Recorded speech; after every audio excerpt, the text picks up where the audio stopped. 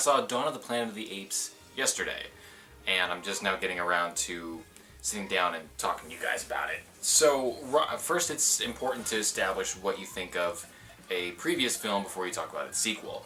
The previous one, Rise of the Planet of the Apes, was a movie that I went into with a full head of steam. I was pretty much primed and ready to start hating on that movie from the word go. I thought it was completely unnecessary. You didn't need to know why or how the apes ended up taking over the planet. I thought that Rise of the Planet of the Apes was a very 50-50 movie because the stuff with the human characters and the human element of the story was so fucking boring. Like, James Franco brought nothing to... No one brought anything to the table because there wasn't anything to bring. There was literally no life in the human element of that script, of Rise of the Planet of the Apes. Conversely, the stuff with the apes and their seeing Caesar's arc and him working his way up into becoming the character that he ends up being was really super fascinating. So I ended up liking it a lot more than I originally thought I was going to. So now we have Dawn of the Planet of the Apes. As silly as these titles keep getting, if the movies keep getting better, the more like ridiculous the titles get, then that's fine with me, because Dawn of the Planet of the Apes I think is way better than Rise. Mainly because the ape stuff in it actually feels like it feels like it matters to both worlds. That was a big disconnect I had with the first one, is that the story with the ape stuff, you were kind of just waiting around for the apes to eventually get smart and all take over. But in this, they actually feel like they belong in the same world and that they directly affect one another. You see, we bounce back and forth between the human camp and the apes camp, and you see the direct effect that they have on each other. That brings a lot of weight to all the actions, all the things that take place, gives it all meaning. So this was a huge improvement. This may be one of the better summer blockbuster type movies out there. I'll have to think about that. I'll have to think about it while I've seen. But off the top of my head, this is definitely one of the better summer blockbuster movies.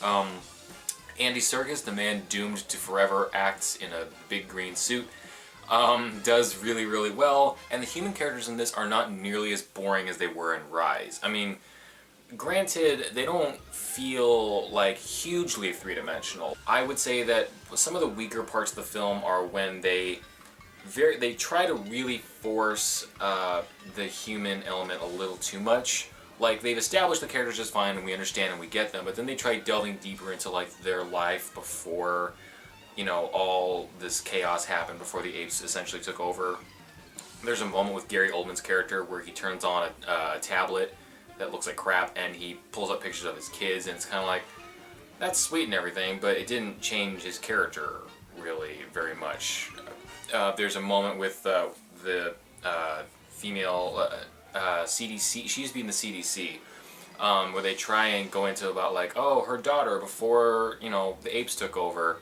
And that, they bring it up, but then they don't do anything with it. They don't really take it anywhere. It really just kind of gets dropped. So there's a couple of loose ends that probably could have been tied up or not brought up at all. Likewise with the apes, there's kind of a side story about Caesar's mate getting sick. It's not that it doesn't have meaning, it's just that if you took it out of the movie still would have been just as good. Oh, white man medicine, make her better. That's basically what it is, I'm sorry. They do a really, really good job of establishing meaning and the importance of trust and how hard it is to trust in certain situations. You want to trust somebody, but the logical part of your brain is saying that this is very, very wrong, and that part is represented in a lot of the other characters. Characters will tell the main human and the main ape, Caesar, this could come back to bite us in the ass, like this could be a really bad idea, but you want to hope with them because that's what's going to lead to peace. Neither side can really afford a war in this setting that they've established. There really aren't any humans left, it's primarily apes, but so humans don't want to fight because they're on the verge of extinction, they're just trying to survive, and apes don't want to fight because they've worked so hard to get up to this point, they're living peacefully, they could lose everything, and humans have firepower. The apes still just kind of have like spears and rocks and stuff. So I'm glad that they actually establish it that way, that they make it very clear that the apes are outgunned, basically, because The climactic fight scene in the first Planet of the Apes was very situational. Like, that wouldn't work out the same way twice. They were lucky that it worked out the first time as well as it did.